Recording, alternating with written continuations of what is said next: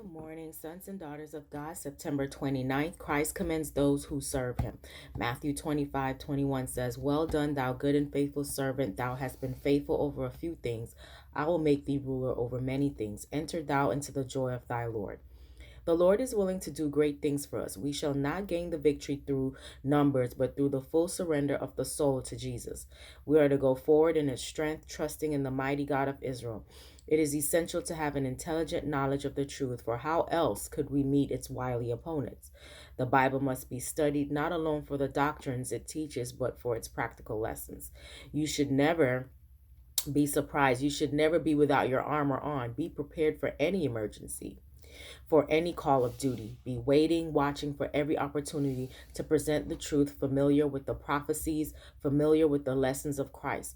But do not trust in well prepared arguments. Argument alone is not enough. God must be sought on your knees. You must go forth to meet the people through the power and influence of the Spirit. God would have you Minutemen, as were the men who composed Gideon's army. When in the day of final awards, the reward is given to each as his works have been.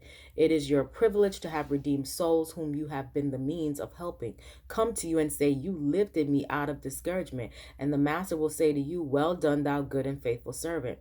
The Lord keeps a complete list of his workers, and in Bible history, he has given us the names of a few. Among those who were faithful stewards are Abraham, Joseph, Moses, Elijah, Daniel, Nehemiah, John, and Paul.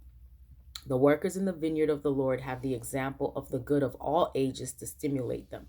They have to encourage them the love of God, the ministration of angels, the sympathy of Jesus, and the hope of winning precious souls to shine forever as stars in their crown of rejoicing. I hope you have a great day. You're a son and daughter of God.